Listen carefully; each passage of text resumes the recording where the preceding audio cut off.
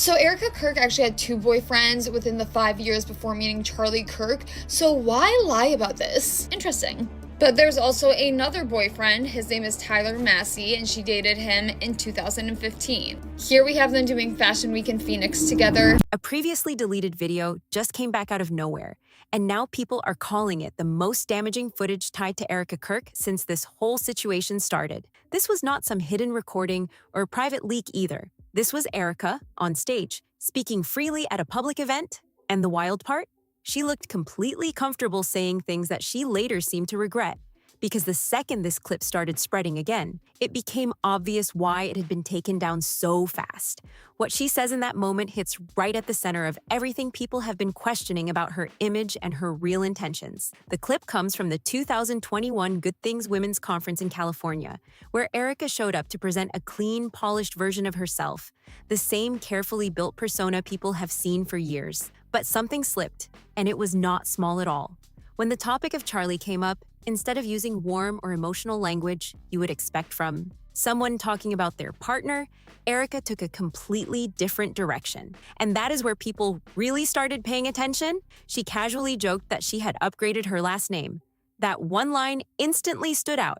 The man is the head, but the woman is the neck. And the neck can make the head move whatever way she wants. And it determines which way the head will turn, because a wise husband will listen to a wise wife. He will. And viewers picked up on it right away, because saying I upgraded my last name does not sound like love or deep connection at all. It sounds calculated, almost like a move on a chessboard. It gave off the feeling of someone looking at a relationship based on what it brings in terms of status, image, and position, then celebrating the outcome like it was a smart decision. But that was just the beginning, because she kept going. Erika started talking about her past relationships before Charlie, and she used a word that completely shifted how people viewed everything. She described those relationships as transactional. That word alone has now become the center of all the conversations around this clip. And the fact that she said it herself, openly, in front of a crowd, made it hit even harder. Now think about what that means when you compare it to the image she has built over time. Erika Kirk. I am married to the unbelievable husband of mine, Charles Kirk. Charlie. So last time I was here, I was a Franzwe. Now I upgraded my last name to a Kirk. For years, Erika has presented herself as a woman of strong faith, traditional values, and patience. Someone who was waiting for the right partner and not even dating for years before meeting Charlie. But hearing her describe past relationships in that way has people questioning everything, because now the story feels very different from what was originally presented. That image she built and the word transactional just do not line up at all. When I was living in New York, the types of relationships that I would have that were work-related were very transactional. In LA, it was like, hey, nice to meet you, but what are you gonna do for me?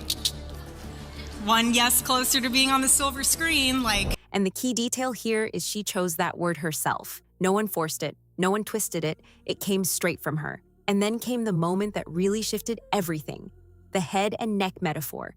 This is where the video stops being just talk and starts becoming something people really analyze, because even her body language started telling a story. She used a common idea people have heard before, saying that in a marriage, the husband might be the head, but the wife is the neck, and the neck controls which way the head turns. On the surface, that can sound harmless, just a way of saying both people influence each other. But watch closely what happens next, because the second she finishes that line, her reaction says way more than the words themselves. You can actually see it hit her in real time, like she suddenly realized what she just revealed. Her expression changes fast, and she tries to walk it back, trying to reshape what she just said. But the moment had already landed, and that reaction is what really caught people's attention. Because when someone says something casually, they usually just move on. One of my favorite movies is My Big Fat Greek Wedding. And so there's a point in the movie where the mom and the daughter are talking about this one moment before she's about to get married, and she's trying to convince the father to do something that he does not want to do. The mom, she's like, don't worry. She's like, the man is the head, but the woman the woman is the neck. And the neck can make the head move whatever way she wants. But when someone realizes they may have exposed something deeper, that's when the energy shifts completely. And this is where context matters even more. Because this is not happening in isolation, this is being looked at alongside everything else already connected to her public image. So, when she later says her words were taken out of context, people are not just hearing that statement on its own. They are comparing it to what she already said before, including her claim that she had not seriously dated for 5 years before meeting Charlie. We're very transactional. Nice to meet you, do business, go on. That claim didn't just get questioned. It completely fell apart once people started digging and putting together real documented proof that had already been captured online. Photos, videos, timelines, everything was still there. And no matter how much was removed, copies kept resurfacing. And what people found wasn't just a small contradiction, it painted a totally different picture of what was actually going on during those years. Because instead of someone staying out of relationships, the evidence pointed to something much more active.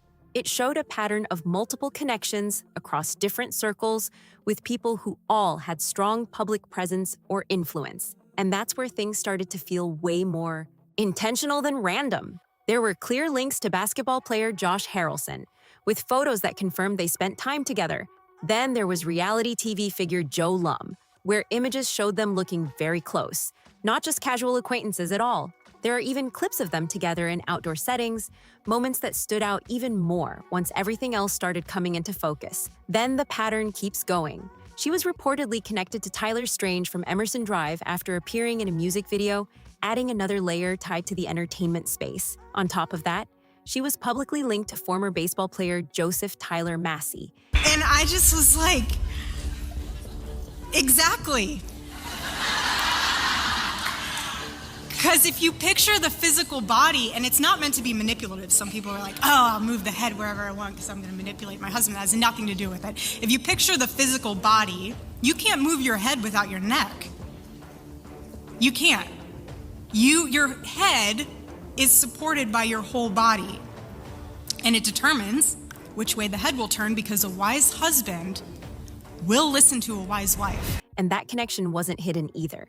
There were photo shoots, interviews, and even her own words describing him as her incredible boyfriend at the time. And then comes Cabot Phillips, a relationship that was fully confirmed back in 2017. What makes that one stand out even more is the connection around it, because Cabot was known to be closely tied to Charlie in both professional and personal circles. That overlap alone raised a lot of questions once people started lining everything up side by side. At the same time, there were resurfaced clips from social events in New York City around 2016, showing Erika in active social settings during the exact period she later described as quiet and reserved. That contrast is what really caught attention, because it wasn't just one small detail being off.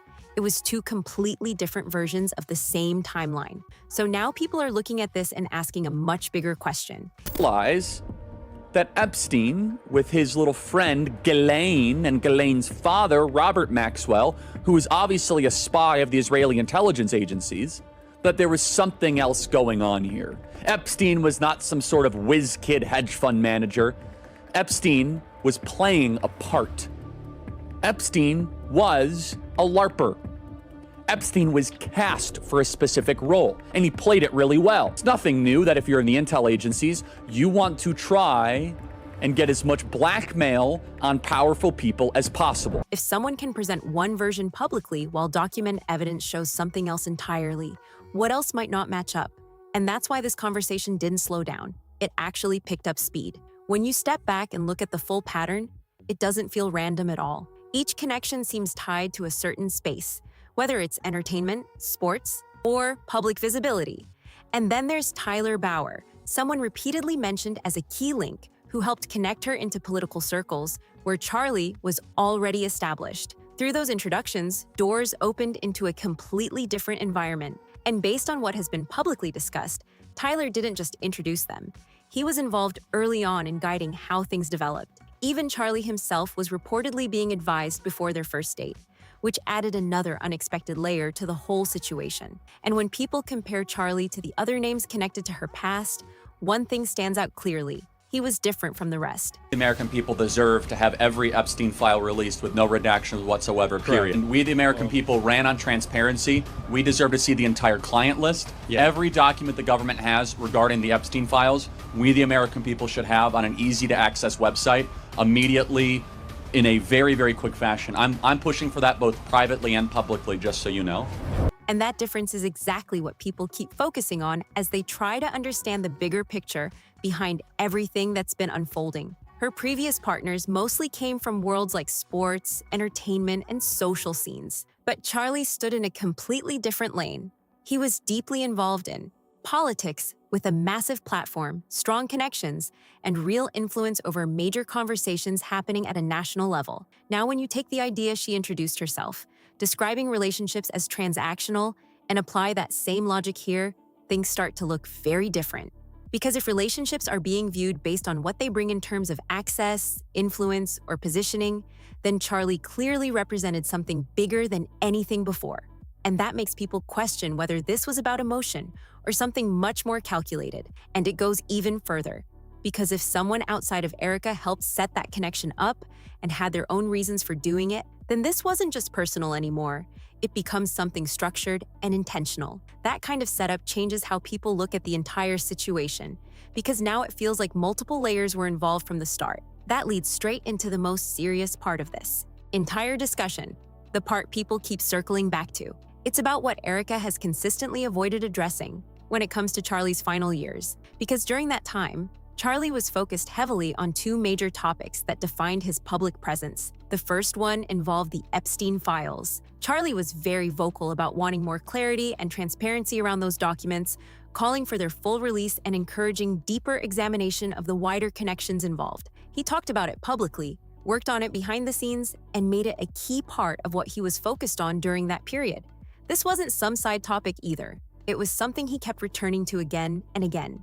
He connected it to broader concerns about powerful networks and unanswered questions, which made it a consistent point of discussion in his work. The second major focus was his strong opposition to military conflict involving Iran. Over several years, he repeatedly spoke out against the idea of escalating tensions into a larger confrontation. As early as 2019, he was warning about the risks, and by 2020, and he writes right there with you, Charlie, we have to shut these maniacs down.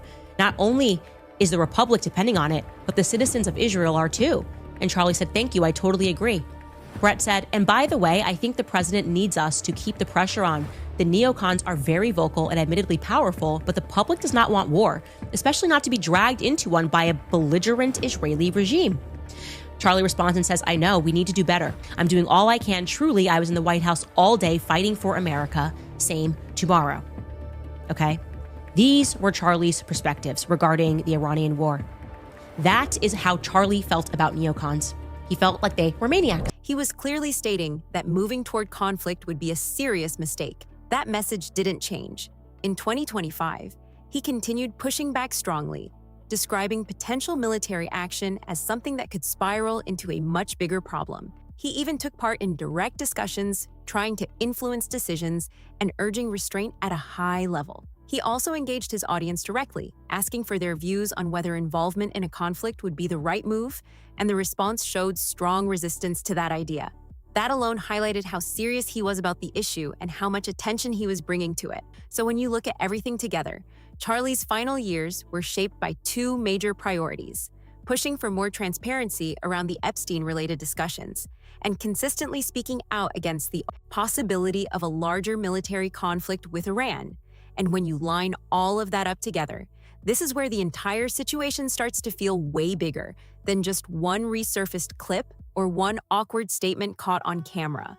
Because now it's not just about what Erika said, it's about timing, connections, patterns, and everything surrounding the people involved. People are no longer looking at this in isolation. They are connecting the video, the past relationships, the introductions, and then placing all of that next to what Charlie was focused on in the final stretch of his life. And once you do that, the conversation shifts completely, because now it feels like multiple storylines are crossing at the exact same point. That's why the resurfaced footage hit so hard. Not because of one joke or one phrase, but because it added weight to a pattern that was already being discussed. The upgrade comment, the transactional label, the metaphor about control, all of it, starts stacking up when placed next to everything else that has already come out. And the more people revisit that video, the more they focus on the small details, the tone, the pauses, the way she reacts after saying certain things. Because sometimes it's not just the words that matter, it's how quickly someone tries to adjust after realizing what they just revealed. And that's exactly what viewers keep pointing out again and again. At the same time, there are still people urging caution, reminding everyone that online narratives can grow fast and sometimes move ahead of confirmed facts. They point out that clips can be interpreted in different ways, that context can shift how something sounds, and that public figures often get placed under a microscope where every single word is analyzed from every possible angle. But even with that perspective, the discussion hasn't slowed down at all. If anything, it's expanded. Because now it's not just about Erika anymore, it's about how all these elements connect across different timelines and different environments. And once people start connecting dots, whether correctly or not, the momentum becomes hard to stop. Another layer that keeps coming up is how carefully public images are built over time. Because maintaining a consistent narrative across years takes effort, planning, and control over how things are presented. And when even one part of that image starts to crack, people naturally begin to question the rest. That's exactly what's happening here. The contrast between what was said publicly in the past and what is now being revisited is creating tension in the story. And when those differences feel too big to ignore, the conversation shifts from curiosity into full analysis mode. You also have to consider how fast information spreads now. Something that might have gone unnoticed years ago can suddenly resurface and reach millions of people in a matter of hours. That's exactly what happened. With this clip, once it started circulating again, it didn't just stay in one corner of the internet, it moved everywhere.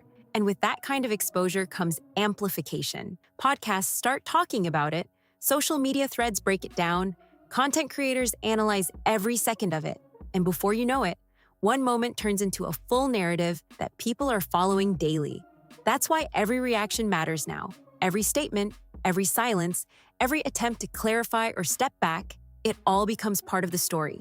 Because when something reaches this level of attention, even doing nothing becomes noticeable. There's also the question of why certain topics are addressed while others are not. Because people have noticed that some parts of the conversation get responses, while other parts are left untouched. And that selective engagement is something audiences always pick up on. It creates even more speculation because people start asking why certain points are avoided. Is it because they're misunderstood? Or because they're harder to explain? That uncertainty keeps the discussion alive and pushes it forward. Meanwhile, the bigger picture continues to evolve, because this is no longer just about past relationships or one resurfaced speech. It's about perception, influence, and how narratives are shaped in real time. And the reality is, once a story reaches this stage, it doesn't just disappear. It keeps growing, changing, and pulling in new details as they come out. Every new clip, every old photo, every connection someone uncovers, it all adds another piece to the puzzle. That's why people are watching so closely right now. Because they know that stories like this don't stay static. They develop. And sometimes one small detail can completely shift how everything is understood. At the center of all of this is one simple idea that keeps repeating itself. When different versions of a story exist at the same time, people will keep digging until they feel like they understand which one is closest to the truth. And right now, that process is still happening in real time. Every day, new conversations pop up, new theories get discussed, and new interpretations are shared across platforms. Some of them fade quickly, others gain traction and become part of the main narrative. That constant movement is what makes the situation feel so intense, because it's not settled. It's still unfolding, still being shaped by reactions, by discussions, and by whatever comes next.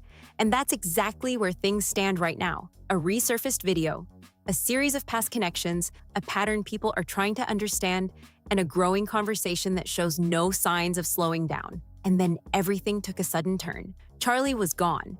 And in the time since, people have been watching closely to see what would happen next, especially with the issues he was so focused on in his final years. Because out of all the discussions he pushed forward, only a very small portion of the Epstein-related documents has been made public, while the majority still remains out of view. At the same time, the tensions he warned about for years didn't just fade away. The situation involving Iran continued to move forward in ways he had openly spoken against, which only added more attention to everything he had been saying before. Now, this is where the spotlight shifts again, because people are looking at what happened to the platform and influence Charlie built. Erika stepped into that space, presenting herself as someone continuing his work and honoring what he stood for. But observers have been pointing out something that keeps coming up again and again.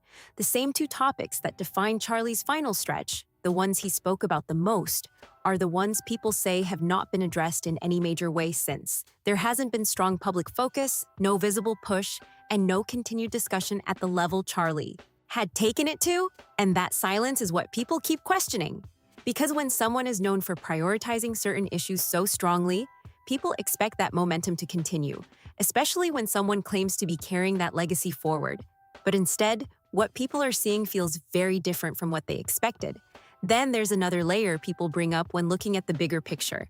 Erika's background, her previous professional environment, and the circles she was connected to before meeting Charlie, those details are now being revisited and placed alongside everything else, adding more angles to how people are interpreting the situation. There are also resurfaced images and past interactions that people are analyzing more closely now, trying to understand how all the connections line up. And when those are placed next to what Charlie himself was reportedly expressing in private, including concerns about pressure from certain networks, it adds even more intensity to the conversation. And then people point to how Erika responded publicly after everything happened. There were moments where she showed strong emotion while speaking on certain topics, moments that stood out because of how different they felt compared to everything else that had been seen. So now everything circles back to the same statements she made herself back in that conference room. She said her past relationships were transactional.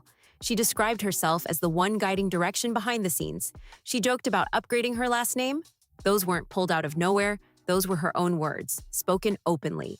And when you take those statements and place them next to everything that has unfolded since, it creates one question that people keep asking over and over again. Not because it has a clear answer, but because it hasn't been addressed directly. What was really going on behind the scenes during all of this? And how much of it was visible to the public versus what stayed hidden? That's the question that keeps this entire story alive. Because until there's clarity, people are going to keep watching, keep analyzing, and keep trying to connect every detail they can find. Now, I want to hear what you think. Do you see this as coincidence, or do you think there's something bigger behind all of it? Drop your thoughts in the comments, make sure you like, subscribe, and share this with someone following the story. And I'll catch you in the next one.